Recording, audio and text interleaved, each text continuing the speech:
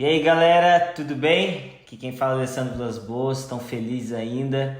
Hoje eu tô com um convidado muito especial, um cara que me inspira muito o ministério dele. A gente tá aqui online, que é o Douglas Gonçalves. E aí, meu amigo? E aí, que alegria, cara, tá aqui. Alegria Muito minha. bom. Tô muito feliz. E cara, vocês têm sido inspiração pra gente desde que eram só, entre aspas, só um movimento, né? Começaram cuidando de jovens, agora estão com uma igreja, fazem, para mim, uma das conferências que eu gosto mais de participar no Brasil. Que legal. E cara, tem um tema, né, que a gente está conversando aqui, inclusive aqui no One também, eu vejo vocês estão pregando bastante sobre isso, que é o evangelho, né? Mas não só uma parte do evangelho, principalmente em tempos como a gente está. Fica bem evidente, né, quem prega só uma parte, quem se apoia só numa parte do evangelho. Por exemplo, alguém que gosta mais da parte da graça, ou alguém que gosta mais do tempo que virá, né, do glorioso dia do Senhor. Mas sim, num tempo como a gente está, como está sendo necessário esse equilíbrio, né? E cara, você é uma voz para nossa nação, uma voz aqui para o One também. Eu queria te ouvir dentro desse tema, o que você tem escutado, gerado sobre o evangelho completo, né? Cara, é muito doido como o Espírito está soprando isso, né? Eu terminei de pregar um dia sobre isso, tá ligado? No culto online, né? E aí eu liguei o de vocês, né? Aqui da One de São Paulo, né? Sim. E cara, quando eu comecei a ouvir, o canto tá falando a mesma coisa, cara. E era no culto de Páscoa, né? Sim. Isso é incrível. E por que isso está queimando tanto, assim? Qual é a urgência e o perigo do que a gente está vivendo hoje? É que é o seguinte, imagina que eu tenho um quebra-cabeça, sabe? E eu te dou uma peça desse quebra-cabeça. Uma peça. Você pega essa peça e você vê a imagem. Entendeu? Só que você não tem o resto e você nem sabe sobre o que é o quebra-cabeça. O que você vai fazer automaticamente? Você vai imaginar o que é o resto. E depende do seu contexto, você vai imaginar uma coisa. Sim. É o que está acontecendo. Quando eu prego só uma parte do evangelho, eu dou o direito da pessoa imaginar o resto. E os caras estão criando. Então, o exemplo, né? A gente pregou muito agora sobre a cruz. E principalmente, grandemente influenciado pela reforma, que foi uma bênção, a gente pregou sobre a cruz, sobre a graça, sobre paternidade, salvação. Só que aí o cara tem esse pedaço. Sim. E ele imagina o resto. Por exemplo, para que eu fui salvo? Exato. E aí o cara vem de um contexto lá, talvez ele era envolvido com outras filosofias, tal, ele fala, entendi, assim como eu era lá no budismo e elevava o meu espírito, agora eu uso isso aqui para elevar o meu espírito. Então ele encaixa essa pecinha no que ele quiser. Então assim, eu estou vendo uma necessidade gigantesca da gente falar do completo. Né? Dentro dessa ilustração, a gente precisa mostrar a caixa para a pessoa. Né? E falar, essa é a figura geral, né? E aí é o que você falou, a gente tem que pregar falando que ele salva, né? Ele cura, ele liberta, ele adota, ok? Mas por que ele faz tudo isso? Porque ele está preparando a gente para vir habitar entre nós. Sim, exato. Sabe, eu estava vendo uma palavra para resumir o evangelho todo, cara. Uma palavra a Bíblia usa para resumir o evangelho, que é a palavra Emanuel. Uau. Deus conosco. De Gênesis a Apocalipse é o movimento de Deus. Ele quer morar com a gente.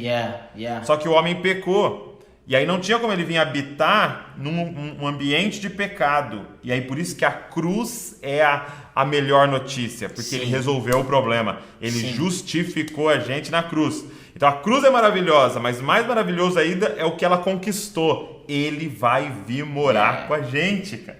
Muito Ele bom. vai voltar, cara. Nós vamos ter Emanuel, Deus conosco.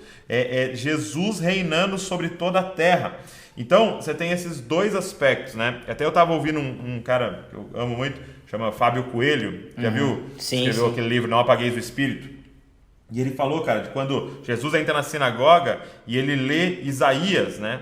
O Espírito do Senhor está sobre mim, ele me ungiu. E aí ele termina dizendo assim, e para apregoar, anunciar o ano aceitável do Senhor. E ele fecha o rolo. E por que todo mundo ficou em choque? Porque ele não leu o resto. O dia da vingança. Entendeu? Então ele leu só o ano aceitável. Por quê? Porque é o aspecto da primeira vinda. Sim. Nós estamos nesse período de misericórdia. O ano aceitável do Senhor está aí. Só que o aspecto da segunda vinda é o dia da vingança. Nós vamos ter que pregar os dois. O que eu tenho falado aqui muito, Douglas, é que o evangelho não é Jesus morreu, é Jesus morreu, ressuscitou e em breve voltará, né? Uau. E eu tenho visto uma falta desse em breve voltará nos púlpitos, né? Sim, e cara, me fala o que você, no seu ver como pastor, líder e tudo mais, o que essa falta de apontar a segunda vinda tem gerado dentro da igreja, principalmente entre os jovens? O que você vê que isso está gerando de problema? Na prática está gerando problema. Por quê? Porque a gente tem um evangelho extremamente humanista, né? Porque aí a cruz, ela serve para me fazer me sentir melhor, para me dar uma qualidade de vida, e agora eu sou extremamente... E Paulo diz assim, se não tem ressurreição dos mortos, ou seja, se não tem esse reinar com Cristo na era por vir, nós estamos vivendo um estilo de vida inútil. Exato. E a minha pergunta é a seguinte: você está vivendo de tal forma que se não tem era por vir e reinar com Cristo, é inútil a forma que você está vivendo? Ou a gente pode dizer assim, cara, não, chegou lá no fim, não tinha reino, mas pelo menos a gente viveu uma vida gostosinha. Né? E esse é o problema, cara. A gente não está colocando toda a nossa vida na era por vir, até por não saber dessa era por vir. Exato. Eu acho que na sua maioria, por não crer na era por vir, uma galera. E aí a gente está pegando o evangelho e embalando ele numa pílula para o dia de hoje. Exato. Entendeu? Mas toda a promessa e recompensa é no porvir. Entendeu? No mundo tereis aflições. A esperança do cristão tá na segunda vinda, né? Tipo, na conclusão de todas as coisas. E, cara, a gente olhando essa falta da pregação da segunda vinda, eu vejo dois erros, Douglas. Um é que ou não se prega, ou quando se prega, fala mais sobre um evento escatológico do que uma esperança, né? Eu acho que o que assusta muitos jovens é talvez ter mais uma discussão teológica, né? Virou uma discussão teológica do que uma paixão pela vinda de Jesus, né? E aí sem paixão e sem prática, Exato, né? Cara. E aí vira uma coisa que a salvação, né? A primeira vinda, a salvação virou um fim em si mesma, né? O cara não... Por isso que a gente tem tanta pregação de tipo assim, como que eu posso melhorar, como que eu posso não sei o quê, porque a esperança futura terminou, né? Então a gente tem uma geração imatura, né? Sim, e acaba por a gente não entender o mais básico de tudo. Pô, nós nos chamamos de evangélicos, ok? Por quê? Porque a gente tá fazendo uma declaração. Nós vivemos baseado no evangelho. Sim. Agora, é básico. O que é o evangelho? O evangelho é uma boa notícia. Exato. Então você está dizendo para o Brasil, eu tenho a vida baseada em uma boa notícia. Só que na prática você tem sua vida baseada numa lista de regras. Muito bom. Entendeu? Que é o que você está falando. Então, a Bíblia não é um livro de moralidade, ética, de regras. Tem tudo isso lá. Mas o tema principal é uma notícia. Sim. Tem um Criador, esse Criador criou tudo e ele tem uma ótima notícia. Ele quer habitar entre nós.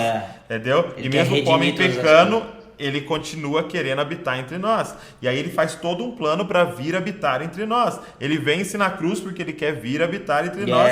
E ele termina habitando entre nós. Então assim, agora eu quero viver uma vida moral, eu quero a ética, eu quero as regras por causa da notícia. Muito bom. E não por causa da regra, da ética e da moral, entendeu? Então, é o que Tito fala, né? Se eu tenho uma esperança, eu vou viver a minha vida agora de acordo com essa esperança. Sim. Mano, vocês aí têm uma grande influência na nação sobre livros, né? Eu queria perguntar para vocês se tem algum livro dentro disso que você tá lendo, ou até mesmo um livro que você tá lendo no momento que não fala disso. Indica aí uns 2 livros pra gente. Cara, e legal. Se tiver uma pregação também sua falando sobre esse tema, quero deixar aqui embaixo pra galera seguir e ver. Beleza. Eu soltei um vídeo falando desse tema desenhado, tá ligado? Vamos desenhar essa parada. Soltei.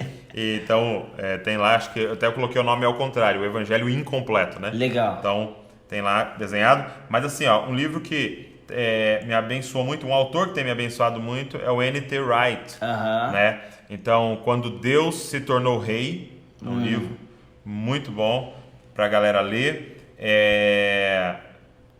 Também Excelências de Cristo, do Alan Hood. Muito bom. Cara, muito livraço, bom. Esse né? livro é muito Canta bom. falou para mim que você estava usando até para fazer uma série. Aham. Acho que a galera tem que ler. E Esperança Abençoada, do LED. Não, Também esse eu não conheço. É bom? Tem que ler. Meu Deus, muito bom. Acho que o LED foi Jordan LED, né? Foi um dos caras que foi pioneiro em começar a falar de reino de uma forma alinhada, né? Que legal, mano. Obrigado por você ter aceitado o convite da gente gravar. E eu vou deixar aqui embaixo, gente, tem os vídeos que ele falou, tem os livros, tá? Vou deixar tudo anotado para vocês. E também, se você quer aprender um pouco mais sobre vários assuntos, tem o curso Na Mesa do Desascope. Tem Luciano Subirá, tem Douglas, tem eu lá falando de adoração, tem o Canta falando de evangelismo, tem liderança de jovens. Então tem todo tipo de coisa, se você quiser se aprofundar, tá tem tudo até aqui. O Leandro Vieira fala de escatologia. Tem lá, escatologia com o Leandro que Vieira. é lógico que é o nosso maior curso de todos, mais comprido que tem.